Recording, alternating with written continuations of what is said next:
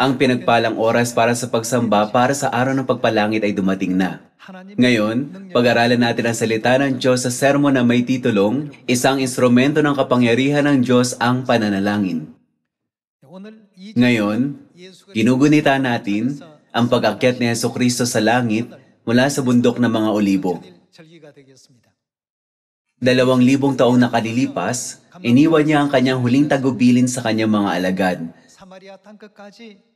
Maging mga saksi ko sa Samaria at hanggang sa kaduluduluhang bahagi ng lupa. Ninais ng mga alagad na matanggap ang kapangyarihan ng Diyos. Nalalaman na ang misyon ay hindi maisasakatuparan sa lakas ng tao. Ang pinakamahalagang paraan upang matanggap ang kapangyarihan ng Diyos ay ang pananalangin. Kaya naman, nagtipon ang lahat sa itaas na silid ni Marcos, taimtim na nananalangin sa Diyos sa loob ng 10 araw. Pagkatapos, nagpasya silang mangaral ng Ebanghelyo sa Samaria at hanggang sa kaduluduluhang bahagi ng lupa. Ang pangyayaring ito ay naganap sa panahon ng mga apostol. Kung gayon, ang pananalangin ay isang instrumento kung saan tumatawag tayo sa kapangyarihan ng Diyos. Nalalaman na ang gawain ng Ebanghelyo ay hindi maisa sa katuparan ng walang panalangin, nilaan nila ang kanilang mga sarili sa pananalangin. Alam ng mga alagad na nang walang kapangyarihan ng Espiritu Santo, ang Ebanghelyong ito ay hindi kailanman maipapangaral sa Samaria at hanggang sa kaduluduluhang bahagi ng lupa. Pareho ito sa atin sa panahong ito. Para maipangaral ang Ebanghelyong ito sa Samaria at hanggang sa kaduluduluhang bahagi ng lupa, dapat na may kapangyarihan ng Diyos. Kaya naman, mula sa araw ng pagpalangit hanggang sa araw ng Pentecostes, napakaalam nilang nanalangin para matanggap ang kapangyarihan ng Diyos. Sa pamamagitan ng araw ng pagpalangit na ipinagdiriwang natin ngayon, pinuksan ng Diyos ang daan para makapanalangin tayo ng mapagbiyaya. Sa pamamagitan ng kanyang mga katuruan, ipinakita sa atin ng Diyos na walang tagumpay nang walang panalangin. Sama-sama nating buksan ang Acts chapter 1.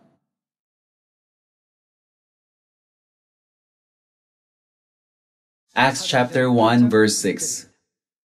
Nang sila'y nagkakatipon, siya'y kanilang tinanong, Panginoon, ito ba ang panahon na panunumbalikin mo ang kaharian sa Israel? At sinabi niya sa kanila, hindi ukol sa inyo na malaman ang mga oras o ang mga panahon na itinakda ng Ama sa pamamagitan ng kanyang sariling otoridad.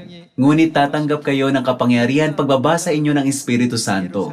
At kayo'y magiging mga saksi ko sa Jerusalem, sa buong Judea at Samaria, at hanggang sa kaduluduluhang bahagi ng lupa. Pagkasabi niya ng mga bagay na ito, habang sila'y nakatingin, dinala siya sa itaas at siya'y kinubli ng ulap sa kanilang mga paningin. Samantalang nakatitig sila sa langit at siya'y papalayo. Biglang may 2 lalaki ang tumayo sa tabi nila na may puting damit, na nagsabi, Kayong mga lalaking taga-Galilea, bakit kayo'y nakatayong tumitingin sa langit? Itong si Jesus na dinala sa langit mula sa inyo, ay darating na gaya rin ng inyong nakitang pagpunta niya sa langit. Ito ang tagpo kung saan umakyat si Jesus sa langit.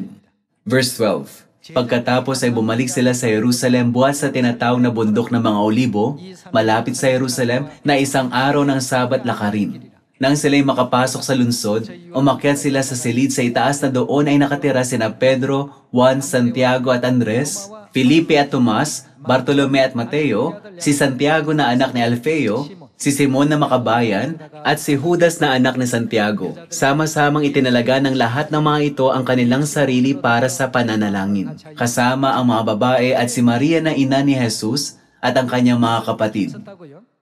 Ano ang ginawa nila? Simula sa araw kung kailan umakyat si Jesus sa langit, taimtim na nanalangin ang lahat. Ito ay dahil si Jesus mismo ang nagturo sa kanila na ang Espiritu Santo ay malapit nang bumaba sa kanila. Kaya ang lahat ay taimtim na nanalangin, dumidepende sa kanyang mga salita. Verse 15. At ng mga araw na ito, tumindig si Pedro sa gitna ng mga kapatid at nagsabi, at nagkakatipon ng maraming tao na may 120.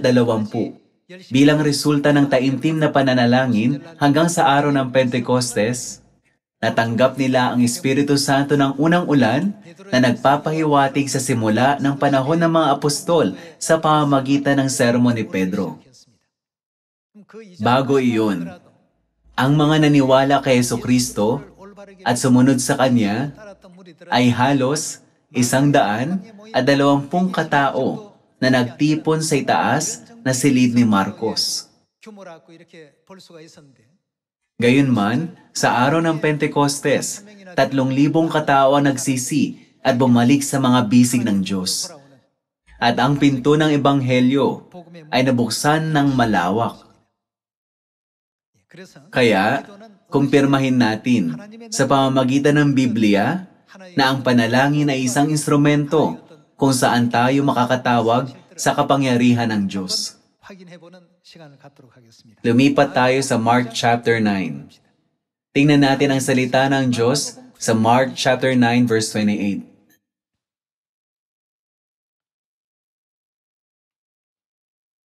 Nang pumasok siya sa bahay, palihim na tinanong siya ng kanyang mga alagad, "Bakit hindi namin iyon napalayas?"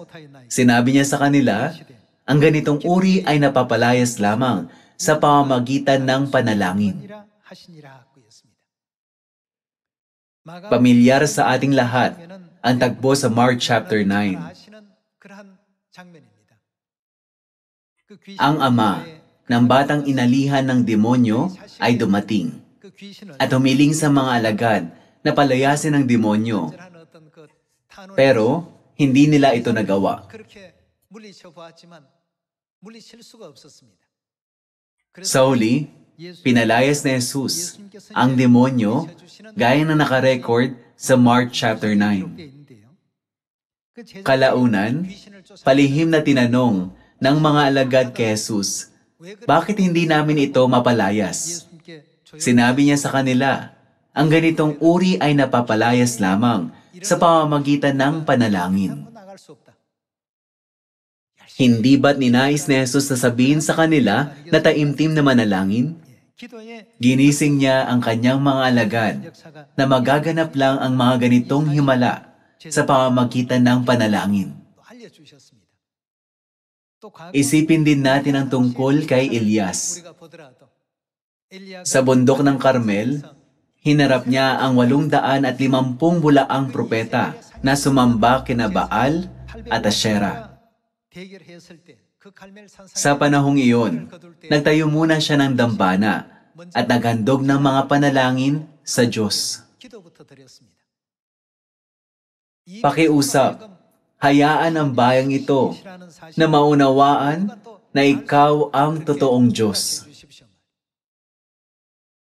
Nang hinarap ni Elias ang 850 bulaang propeta sa bundok ng Carmel, sa pamamagitan ng kapangyarihan ng panalangin, siya pinagkalooban ng Diyos ng tagumpay, na nagbigay daan sa kanya na matalo niya ang 850 bulaang propeta nina Baal at Asherah, at na maipakita ang kapangyarihan ng Diyos.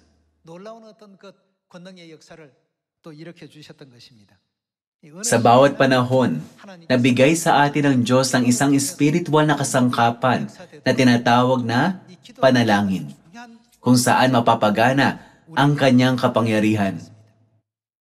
Mula ngayon, hanggang sa araw ng Pentecostes, sinusundan ng sinaunang simbahan, mag-aalay tayo ng mga panalangin sa Diyos ng 10 araw, ng maaga sa umaga at ng gabi. Dapat tayong manalangin sa Diyos para maitatag ang Zion sa buong mundo. Hinihiling ko sa inyo na masigasig na manalangin para maipangaral ang Ebanghelyo ng Diyos sa lahat ng bansa. Higit pa rito, pakiusap, manalangin na maitatag ang ating Zion sa buong mundo at manalangin din para sa inyong personal na pananampalataya. Pag masigasig kayong nananalangin para sa simbahan at para din sa inyong grupo at unit, ang kapangyarihan ng inyong panalangin ay hindi kailanman mawawala. Masipag tayong manalangin ng maaga sa umaga at ng gabi, naniniwala na ang ating mga panalangin ay magiging insenso at iaakyat sa Diyos. Dahil sinabi ni Jesus na, ang ganitong uri ay napapalayas lamang sa pamamagitan ng panalangin. Naniniwala ako na ang lahat ng anak ng Zion ay dapat na magkaroon ng pananampalataya sa pananalangin. Tingnan natin kung ano ang tinagubilin sa atin ni Jesus tungkol sa pananalangin at kung anong uri ng mga resulta ang idinudulot ng pananalangin. Hanapin natin ang sagot sa Matthew chapter 7. Tingnan natin ang Matthew chapter 7, verse 7.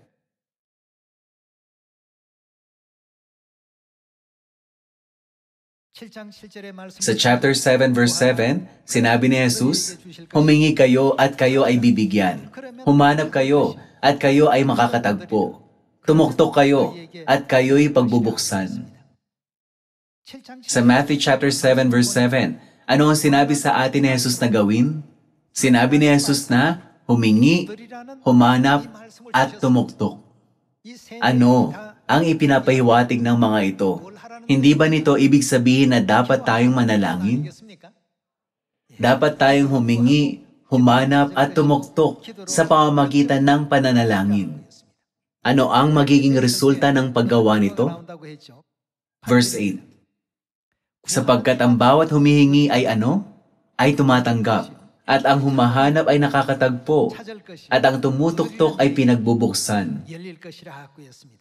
Sinabi niya na tiyak na mangyayari ito at idinagdag niya ang isang maikling paliwanag. Tingnan natin ang verse 9. Meron bang tao sa inyo na kung humingi ng tinapay sa kanya ang kanyang anak ay bato ang ibibigay? O kung humingi siya ng isda ay bibigyan niya ito ng ahas? Kung kayo nga na masasama ay marunong magbigay ng mabubuting kaloob sa inyong mga anak, gaano pa kaya ang inyong Ama na nasa langit ang magbigay ng mabubuting bagay sa mga humihingi sa Kanya? Pag humingi tayo para sa kaluwalhatian ng Diyos, para sa kaharian ng Diyos, at para sa Ebanghelyo, hindi ba niya ipagkakaloob sa atin ang mabubuting bagay? Sa ganitong paraan, ibinigay ni Jesus ang sagot. Humingi, humanap, at tumuktok.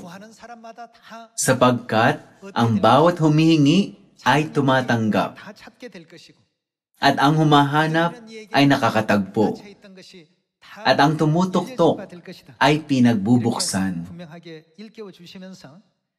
Sa pagsasabi nito, ipinaalala niya sa atin ang kahalagahan ng panalangin sa Matthew chapter 7, kasama ng Mark chapter 9. Lumipat tayo sa Mark chapter 11. Bakit nanalangin ang sinaunang simbahan ng napakaalab sa loob ng 10 araw? Ano ang hinangad nilang makuha? Sa huli, sa pamamagitan ng paghingi, paghanap, at pagtuktok, 3,000 kaluluwa ang nagsisi sa loob ng isang araw. Alalahanin natin ang himalang ito na nangyari 2,000 taong nakalilipas. Tingnan natin ang Mark chapter 11, verse 22. Chapter 11, verse 22. At sumagot si Jesus sa kanila, magkaroon kayo ng pananampalataya sa Diyos. Katotohanang sinasabi ko sa inyo na ang sino mang magsabi sa bundok na ito, mabunot ka at mapatapon ka sa dagat, at hindi nag-aalinlangan sa kanyang puso, kundi naniniwala na mangyayari ang kanyang sinabi, ay mangyayari nga iyon sa kanya. Mga kapatid, kaya niyo bang paniwalaan na mangyayari ito? Mahirap itong paniwalaan kung iisipin nyo na ang lahat ng nangyayari sa mundong ito ay ang lahat-lahat. Hindi ba may video na nagpapakita sa atin na ang hindi ka panipaniwala sa mundo ng ikatlong dimensyon ay madaling maisa sa katuparan sa mundo ng ika-4 o ika-5 dimensyon?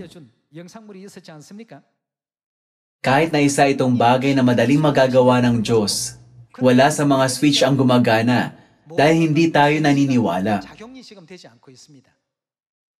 Tingnan natin ang verse 24.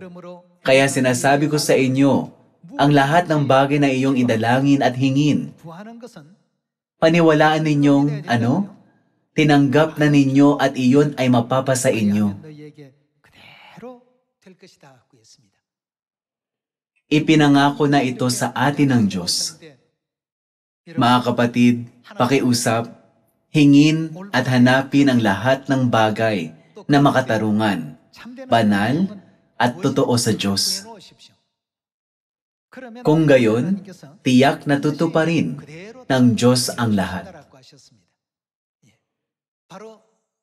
Ang ilang panalangin ay sasagutin ng mabilis, at ang ilan ay sasagutin pagkatapos ng 1 taon, o maaaring pagkatapos ng 10 taon.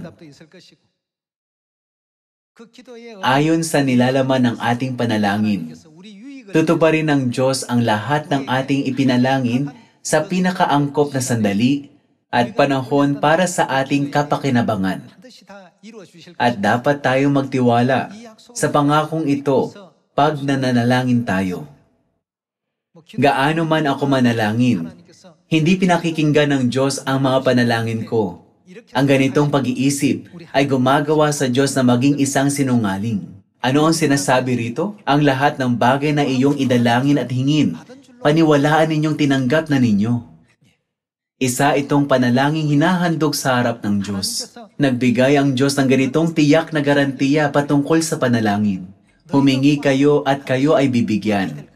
Humanap kayo at kayo'y makakatagpo. Tumuktok kayo at kayo'y pagbubuksan.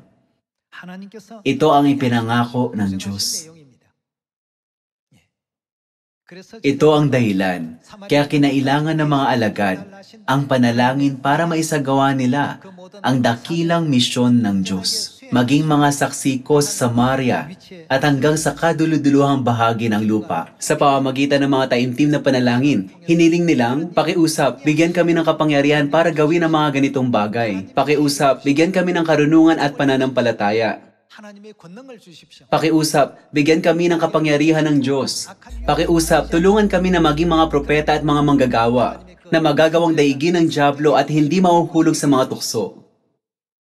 Sa loob ng 10 araw, nanalangin sila sa itaas na silid ni Marcos.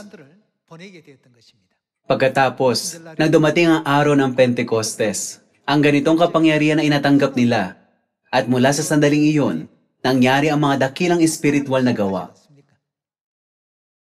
Mula noon, ang biyaya ng Diyos na gaya ng isang talon ay dumating sa kanila at nagpaantig sa mga puso ng mga tao.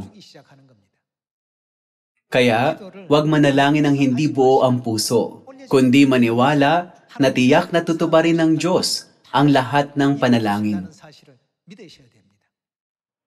Para sa mga sarili nating pagpapala na ang ilang mga panalangin ay mabilis na nasasagot, habang ang iba ay natutupad ng huli ng kaunti.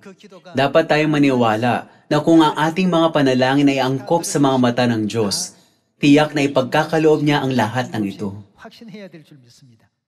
Patungkol dito, nagpakita sa atin si Jesus ng halimbawa ng panalangin, kasama ng maraming ibang halimbawa ng pananampalataya. Lumipat tayo sa Mark chapter 1. Mark chapter 1. Sa Mark chapter 1 verse 35 nasusulat na, nang madaling araw, habang madilim pa, pagbangon ni Jesus ay lumabas siya at nagtungo sa isang ilang na lugar at doon ay nanalangin. Hinanap siya ni Simon at ng mga kasamahan niya, siya ay natagpuan nila at sinabi sa kanya, hinahanap ka ng lahat. Sinabi niya sa kanila, pumunta tayo sa iba pang mga karatig bayan upang ako'y makapangaral din naman doon, sapagkat dahil dito ako'y naparito. At nagpunta siya sa buong Galilea. Sa ganitong paraan, ang pang-araw-araw na nakagwaliang gawain ni Jesus ay nagsimula sa madaling araw. Habang nabubuhay kayo sa mundong ito, ano ang nararamdaman nyo pag nagkukulang kayo sa enerhiya? Hindi nyo ba nararamdaman na ang araw na iyon ay medyo mahirap at nagkukulang kayo sa pagganyak? Mga kapatid, ang panalangin ay ang kapangyarihan ng Diyos na nagdadala ng espiritual na enerhiya. Kaya, araw-araw tayong manalangin at mag-impok ng mga makalangit na pagpapala. Pagkatapos may pangaral ang ebanghelyo sa Samaria at hanggang sa kaduluduluhang bahagi ng lupa. Mahahanap natin ang mga sarili na nagbago nang ayon sa mga panalangin na ipon natin. Nauunawaan na tayo ay naging ang mga ganap na siyang ninanais ng Diyos. Dahil sinabi ng Diyos na, pag kayo ay nananalangin, paniwalaan niyong natanggap niyo na ito. Maghandog tayo ng mga mapagbiyayang panalangin, mga panalangin na nakakatulong sa iba, at mga panalangin para sa katuwiran, para sa kaharian ng Diyos, at para sa ebanghelyo. Pakiusap, manalangin din para sa inyong pananampalataya, para sa simbahan, at para sa inyong grupo at unit. Ang mga panalangin ay hinahatid sa langit at natitipon ngayon at bukas. Kaya naman, balang araw, sasabog ang mga panalangin at maaari magkaroon ng 3,000 bunga araw-araw. Nakikita na binuksan ng Diyos ang puso ng 3,000 katao sa loob ng isang araw. Marahil ay labis na nanalangin si Pedro. Dapat kayong maniwala na tiyak itong mangyayari. Makikita natin na nagpakita si Jesus ng halimbawa ng pananalangin. Sumisipsip ng espiritual na lakas mula sa madaling araw at nagpapatuloy sa gawain ng ebanghelyo sa araw na iyon. Para din sa atin, ang lahat ng espiritual na lakas ay binibigay sa pamamagitan ng panalangin. Pakiusap, alalahanin ito at maghandog ng taimtim na panalangin sa panahon ng sanlinggong panalangin. Ang ganitong makapangyarihang gawain ay maisa sa katuparan sa pamamagitan ng panalangin. Gaano tayo minamahal ng Diyos? Minamahal niya tayo hanggang sa kamatayan. Ang Diyos na nagmamahal sa atin ng higit kaysa sa kanyang sarili ay nagsasabi sa atin na panatilihin ang saloobing ito sa pamamagitan ng panalangin. Lumipat tayo sa 1 Thessalonians chapter 5. Tingnan natin ang 1 Thessalonians chapter 5, verse 15. Tiyakin ninyo na ang sino man ay huwag gumanti ng masama sa masama, kundi lagi ninyong naisin ang mabuti para sa isa't isa at sa lahat. Magalak kayong lagi. Paano tayo dapat na manalangin? Manalangin kayong walang patid. Ang panalangin ang nagbibigay ng lakas sa ating mga kaluluwa. Kailangan nating patuloy na matanggap ang enerhiyang ito. Ano ang mangyayari sa atin pag naubusan tayo ng enerhiya? Ang ating mga pisikal na katawan ay nangihina at napapagod. Pareho ito sa ating mga kaluluwa.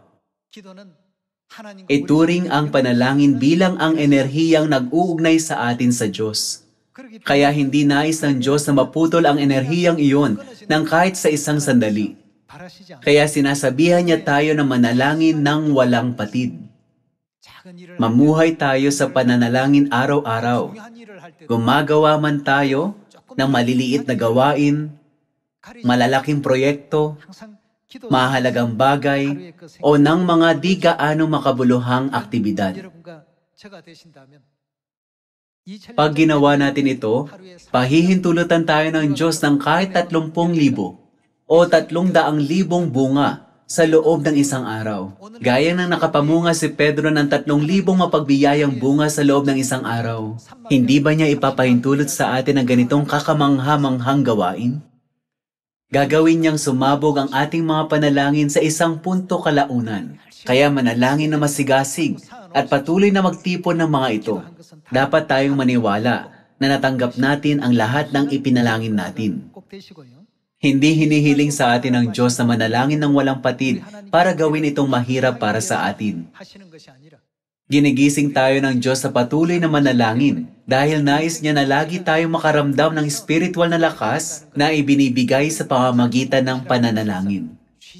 Ang lahat ng ito ay dahil minamahal niya tayo. Nang nanalangin ang mga ninuno ng pananampalataya at ang mga banal ng sinaunang simbahan, hindi ba nangyari ang mga kamanghamanghang bagay? Isipin ang kasaysayan sa bundok ng Carmel. Maalab na nanalangin din si Jesus noong gabi ng Paskwa. Sa paggawa nito, hindi ba't naisakatuparan niya ang dakilang gawain ng pagtubo sa sangkatauhan? Hinihiling ko sa inyo na huwag kailanman kalimutan na ang kapangyarihan ng panalangin ay nauuna sa anumang dakilang kaganapan. Hindi nabibigo ang Diyos na sagutin ang ating mga panalangin pagkatapos sabihing, maniwala lang kayo. Gumawa siya ng isang malinaw na pangako sa buong sangkatauhan. Ang lahat ng bagay na iyong idalangin at hingin, paniwalaan ninyong tinanggap na ninyo. Tinatanggihan ng Diyos ang mga panalangin na maling nakadirekta sa ating kasakiman o na para makapagpasasa tayo sa mga sariling kaluguran. Kaya hinihiling ko na ang sanlinggong ito ng panalangin ay mailaan sa pananalangin ng ayon sa kalooban ng Diyos. Ang instrumento ng kapangyarihan ng Diyos ay ang pananalangin. Ang pananalangin ay ang enerhiya rin ng ating kaluluwa. Kung mapuputol ang pananalangin, ang kaluluwa ay walang pinagkaiba sa isang katawan na walang enerhiya. Hindi ito maaaring gumamit ng anumang kapangyarihan. Dahil may malaking pangangailangan para sa pananalangin, maalab tayong manalangin sa panahon ng sanlinggong panalangin sa loob ng 10 araw. Para ang puso ng lahat ng tao sa buong mundo ay maaantig at ang lahat ng tao ay makakabalik sa Zion, makakapagsisi, makakatanggap ng kapatawaran ng mga kasalanan at makakabalik sa kaharian ng langit. Umaasang magaganap ang dakilang himalang ito sa pamamagitan ng ating mga taimtim na panalangin. Nais kong tapusin ang sermon ngayon. Maraming salamat.